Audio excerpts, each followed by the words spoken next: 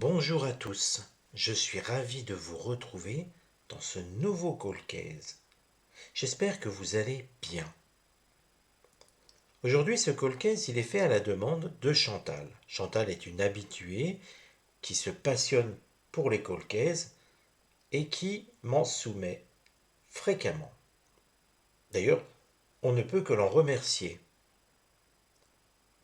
Aujourd'hui, elle nous parle de Virginie Raymond. Voici l'histoire. Le 20 octobre 1987, Marie-Françoise rentre chez elle après une journée de travail. À son retour, elle découvre sa fille, Virginie, 16 ans, gisant dans une mare de sang sur le sol de la cuisine. L'adolescente a été poignardée à 14 reprises. Un acte d'une violence inouïe qui choque profondément la ville de Besançon. À l'époque, la scène de crime ne révèle que peu d'indices. Et encore, c'est beaucoup dire, elle ne révèle rien. Les enquêteurs ont conclu rapidement que Virginie connaissait son meurtrier. Elle a probablement ouvert la porte à son assaillant sans aucune méfiance. Les suspects potentiels sont interrogés, mais les preuves manquent et l'enquête stagne.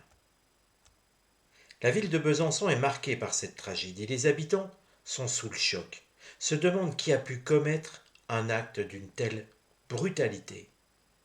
Les rumeurs vont bon train, mais aucune ne mène à une résolution du crime. Le dossier finit par être relégué au rang des affaires non résolues, laissant la famille de Virginie dans une douleur sans fin. En novembre 2019, les enquêteurs décident de relancer l'affaire en lançant un appel à témoins. Cet appel, largement diffusé, suscite un vif intérêt et génère une vague de nouvelles informations. Cela a permis d'avoir des pistes qui sont exploitées à l'heure actuelle et qui le sont toujours. C'est du moins ce qu'explique maître Catherine Bresson, l'avocate des parents de Virginie. Les nouveaux témoignages permettent de dresser des profils potentiels du meurtrier. Des personnes se souviennent d'éléments qui à l'époque leur semblaient insignifiants. Les enquêteurs espèrent désormais que ces nouvelles pistes, enrichies par les avancées technologiques en matière de comparaison d'ADN, pourront enfin déboucher sur une identification formelle du coupable. La même avocate précise que plusieurs profils ont été établis grâce à de nouveaux témoignages. On se dit que même 32 ans après, il y a des témoins qui sont venus appeler la police judiciaire pour dire « Nous nous sommes souvenus de telles choses ». Les enquêteurs travaillent d'arrache-pied pour comparer ces profils avec les bases de données ADN disponibles, espérant un match, une correspondance, qui ferait avancer l'enquête de manière décisive. Cependant, malgré ces avancées, le chemin vers la résolution définitive du meurtre de Virginie reste semé d'embûches.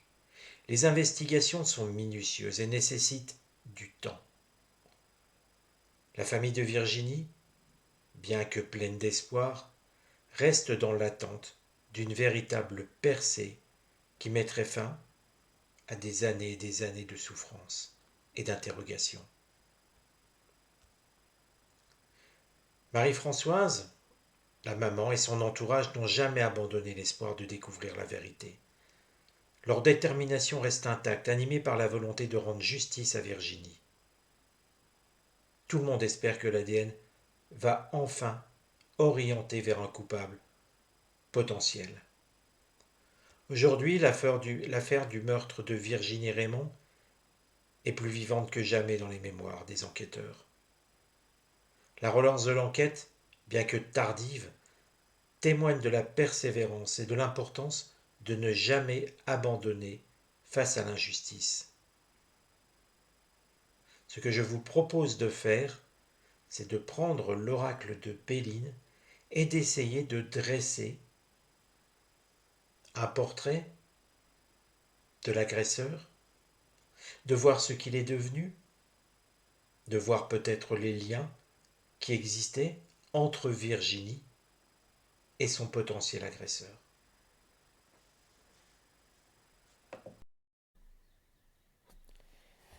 Bien étrange cette affaire. Pas d'indice, rien.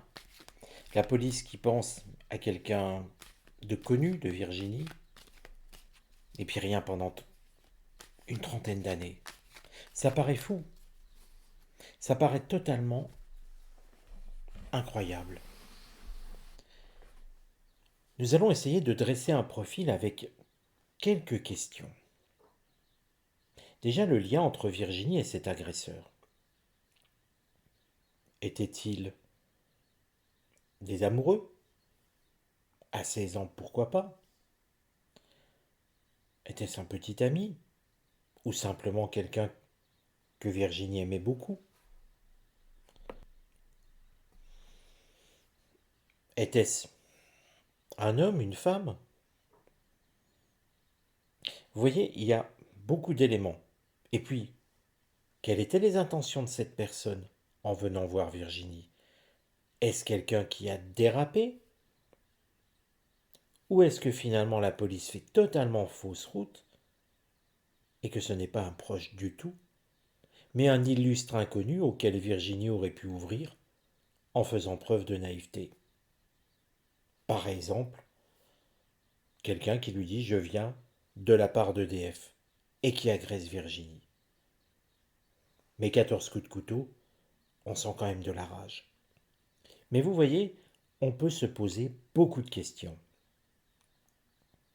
La première donc, quel était le lien, quelle carte représente le lien qu'il y avait entre Virginie Raymond et son agresseur?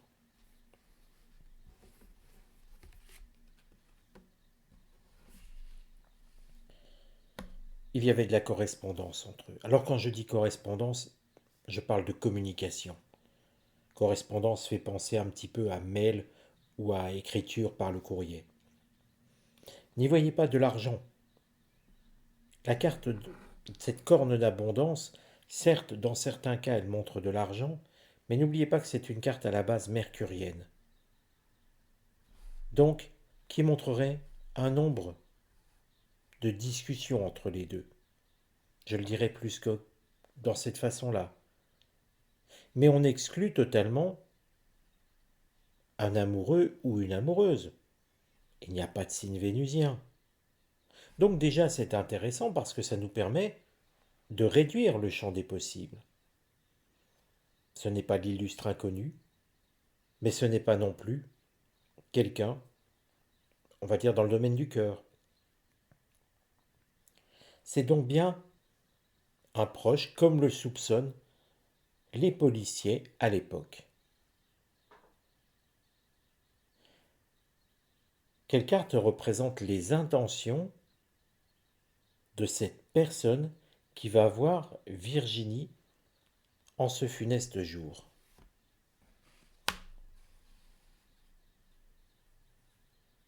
Ces intentions, on a l'impression qu'il souhaite que Virginie cesse de parler à quelqu'un. En effet, vol, perte et encore une fois de la communication. On a l'impression de quelqu'un qui souhaite imposer sa volonté à Virginie. Mais pourquoi? Quelle carte représente la volonté,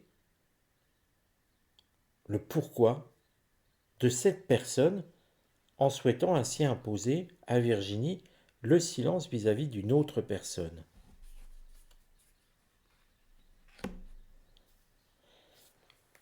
Une carte qui nous renseigne sur deux points.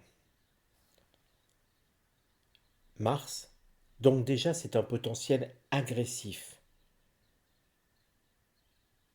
Et il souhaite, avec despotisme, donc être le dominant, on va dire, il souhaite imposer sa volonté et casser un lien, parce qu'il y a un lien avec quelqu'un d'autre. Donc Virginie a un lien avec potentiellement une autre personne, Et c'est ce lien que l'agresseur souhaite faire perdre à Virginie. Pour être clair, l'agresseur vient demandant à Virginie, en tout cas dans son intention, de ne plus parler à une autre personne.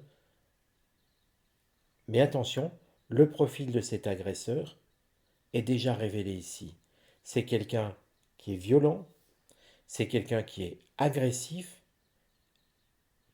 et je dirais que potentiellement c'est quelqu'un qui agit comme un jaloux possessif. Donc déjà on brosse un certain portrait. Il ne se contrôle pas. Et ici on voit très bien l'agressivité en lui. Comment agit Virginie vis-à-vis de cet agresseur au moment où elle le voit?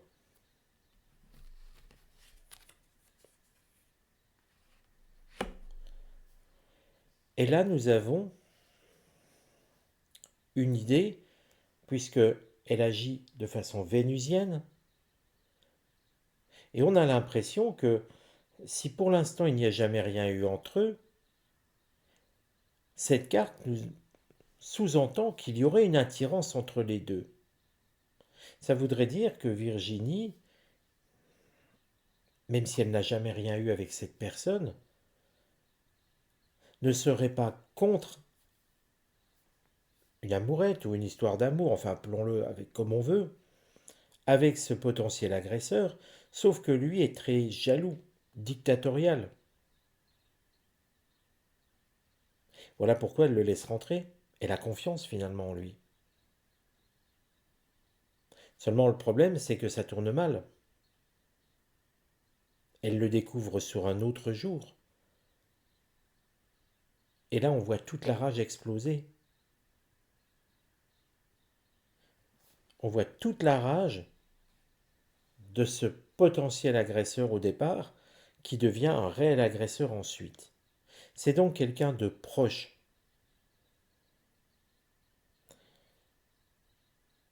Alors, regardons maintenant quelle carte représente cet agresseur à présent. Potentiellement, il a une cinquantaine d'années environ. Que fait-il? C'est des questions qu'on pourrait se poser. Quelle carte représente cet agresseur aujourd'hui?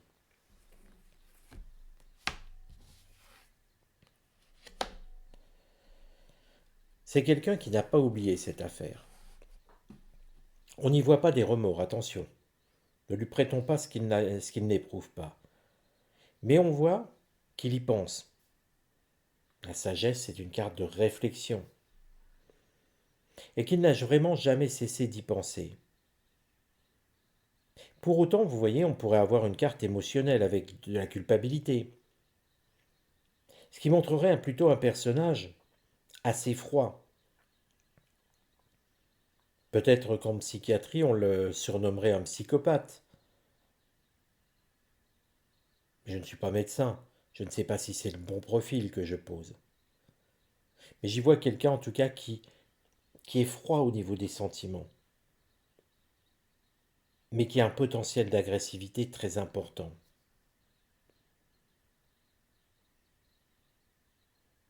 Alors, quelle carte représente le métier de cette personne, de cet agresseur?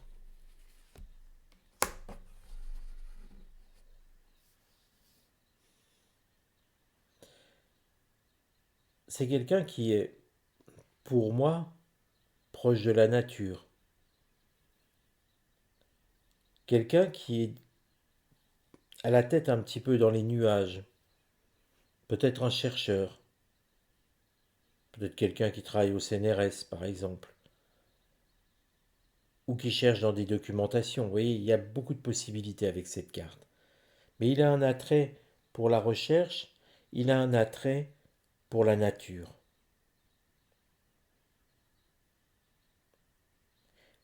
Comment perçoivent ses collègues cet agresseur? Eux ne savent pas qu'il a agressé.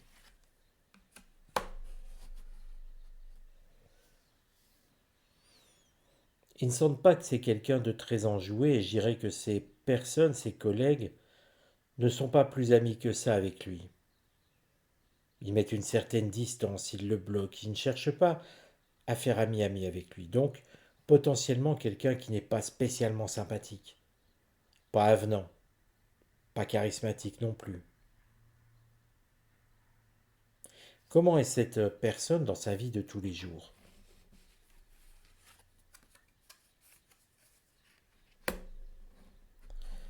C'est quelqu'un qui est dans le paraître en tout cas, parce qu'au niveau communication, il n'est pas si mauvais que ça. Il a même une certaine aisance dans la communication et quelqu'un que je surnommerais un beau parleur. Un beau parleur avec un potentiel agressif, de jaloux possessif et de violence.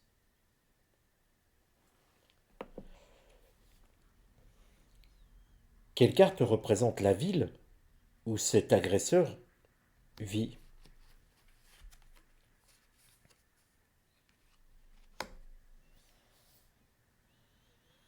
On voit là un personnage éole.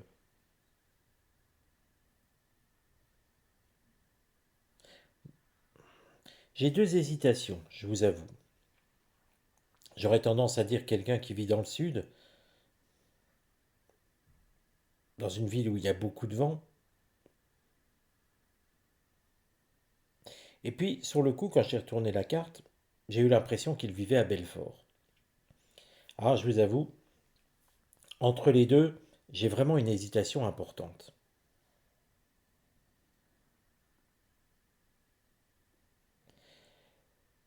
Mais bon, ça donne quand même des pistes.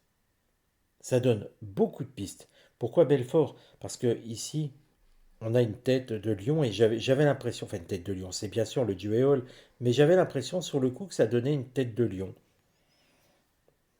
Parfois les intuitions sont curieuses, vous savez, et ça vient et puis si le mental regarde, eh ben il se dit non, ça peut pas être ça.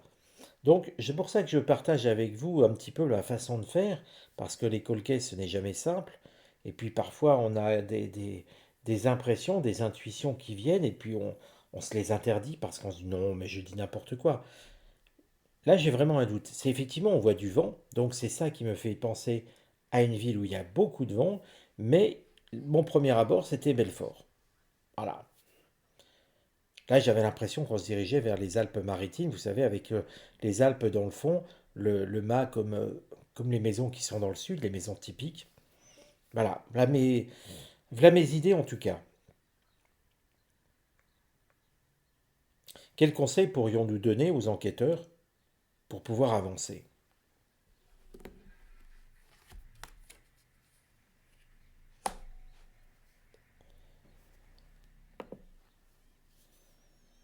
Curieusement, j'ai l'impression que non loin d'où a été tuée Virginie, il y aurait quelque chose dans le sol qui leur permettrait de faire une découverte.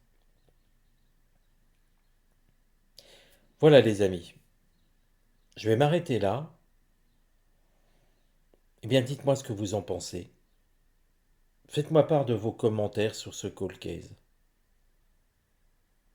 Et puis, si comme Chantal, vous souhaitez que certaines affaires soient abordées, mais avant de me les soumettre, je vous en prie, vérifiez si je ne l'ai pas déjà traité.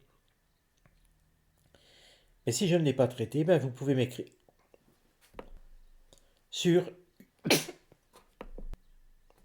Désolé, encore des petits problèmes de gorge. Donc vous pouvez m'écrire sur uthervoyant@gmail.com.